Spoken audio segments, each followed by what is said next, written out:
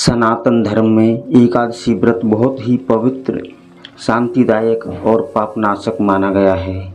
लेकिन मोक्षदा एकादशी का महत्व कुछ अलग ही है। यह मार्गशीर्ष माह के शुक्ल पक्ष की एकादशी होती है। मोक्षदा एकादशी इस साल 23 दिसंबर को मनाई जाएगी।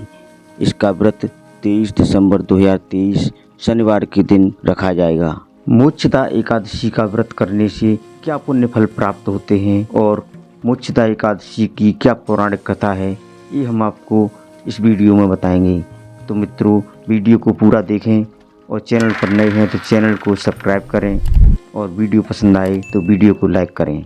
मोक्षदा एकादशी पर भगवान श्री नारायण के निमित्त व्रत रखना, विधि विधान से पूजा करना, पवित्र नदी में स्नान करने से सुख सौभाग्य की प्राप्ति होती है और पितरों को मोक्ष मिलता है। इसलिए इसे पुण्यदायिनी और मोक्षदायिनी एकादशी माना गया है। द्वापर युग में योगेश्वर भगवान श्री कृष्ण ने इस दिन अर्जुन को मनुष्य का जीवन सार्थक बनाने वाली गीता का उपदेश दिया था। गीता जैसे महान ग्रंथ का प्रादुर्भाव होने के कारण इस दिन को गीता जयंती के रूप में भी मनाया जाता है।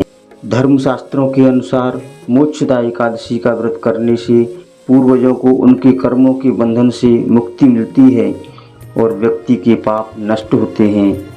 भक्ति भाव से किए गए इस व्रत के प्रभाव से प्राणी सांसारिक बंधनों से मुक्त होकर मोक्ष को प्राप्त होता है। इस दिन श्रीमद् भागवत गीता की सुगंधित फूलों से पूजा कर गीता का पाठ करना चाहिए।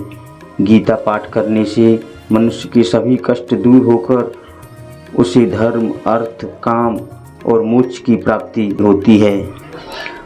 मोक्ष प्रदान करने वाली यह एकादशी मनुष्यों के लिए चिंतामणि के समान समस्त कामनाओं को पूर्ण कर बड़े बड़े पातकों का नाश करने वाली है।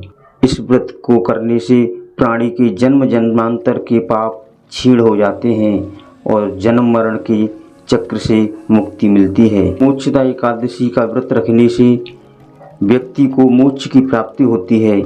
साथ ही इस एकादशी का व्रत रखने से पितरों को भी पुण्य मिलता है। लेकिन मोक्षदा एकादशी का व्रत उसकी कथा के बिना अधूरा रहता है। एक बार युधिष्ठिर ने भगवान श्री कृष्ण से पूछा, हे देवेश्वर, मैं पूछता हूँ कि मार्गशीर्ष माह के शुक्ल पक्ष में जो एकादशी होती है उसका क्या नाम है, कौन सी विधि है तथा उसमें किस देवता का पूजन किया जाता है। स्वामी, यह सब यथारूप से मुझे समझाइए।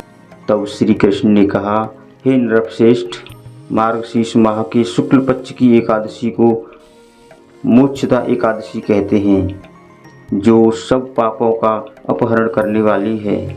राजन, उस दिन भगवान दामोदर का पूजन करना चाहिए। मोक्ष एकादशी बड़े बड़े पातकों का नाश करने वाली है। उस दिन रात्रि में मेरी प्रसन्नता के लिए नृत्य, गीत और स्तुति के द्वारा जागरण करना चाहिए। जिसके पितर पापवश नीच योनि में पड़े हों, वे इसका पुण्य दान करने से मोक्ष को प्राप्त होते हैं। इसमें तनिक भी संदेह नहीं है। हे राजन, पूर्व काल की बात है। वैष्णवों से विभूषित परम रमणीय चंपक नगर में बैखानस नामक राजा रहते थे। वे अपनी प्रजा का पुत्र की भांति पालन करते थे। इस प्रकार राज्य करते हुए राजा ने एक दिन रात को स्वप्न में अपने पितरों को नीच योनि में पड़ा हुआ देखा। उन सबको इस अवस्था में देखकर राजा के मन में बड़ा विस्मय हुआ और प्रातःकाल ब्राह्मणों से उन्होंने स्वप्न का सारा हाल कह सुनाया। राजा बोले, ब्राह्मणों, मैंने अपने पितरों को नरक में गिरा हुआ देखा है, जो बारंबार रोते हुए मुझसे कह रहे थे कि तुम हमारी तनुज हो, इसलिए इस नरक समुद्र से हम लोगों का उद्धार करो। द्विजवरों, इस रूप में मुझे पितरों के दर्शन हुए हैं, इससे मुझे चैन नहीं मिलता। क्या करूं, कहाँ जाऊं, मेरा हृदय रोंधा जा रहा है। ब्राह्मणों, वह व्रत, वह तप, वह योग जिससे मेरे पूर्वज तत्काल नरक से छुटकारा पा जाएं, बताने की कृपा करें। मुझ बलवान एवं साहसी पुत्र के जीते जी मेरे माता पिता घोर नरक में पड़े हुए हैं, अतः ऐसे पुत्र से क्या लाभ है। ब्राह्मण बोले, राजन, यहाँ के निकट ही पर्वत मुनि का महान आश्रम है, वे भूत और भविष्य के भी ज्ञाता हैं। हे नृपश्रेष्ठ, आप वहीं उन्हीं के पास चलिए। ब्राह्मण की बात सुनकर राजा वैखानस शीघ्र ही पर्वत मुनि के आश्रम पर गए और वहाँ उन मुनि श्रेष्ठ को देखकर उन्होंने दंडवत प्रणाम करके मुनि के चरणों का स्पर्श किया। मुनि ने भी राजा से राज्य के 7 अंगों की कुशल पूछी। राजा बोले, स्वामी, आपकी कृपा से मेरे राज्य के 7 अंग सकुशल हैं, किंतु मैंने स्वप्न में देखा है कि मेरे पितर नरक में पड़े हैं, अतः बताइए कि किस पुण्य के प्रभाव से उनका वहाँ से छुटकारा होगा। राजा की यह बात सुनकर मुनि श्रेष्ठ पर्वत एक मुहूर्त तक ध्यानस्थ रहे। इसके बाद वे राजा से बोले, महाराज, मार्गशीर्ष माह के शुक्ल पक्ष में जो मोक्षदा नाम की एकादशी होती है, तुम सब लोग उसका व्रत करो, उसका पुण्य पितरों को दे डालो, उस पुण्य के प्रभाव से उनका नरक से उद्धार हो जाएगा।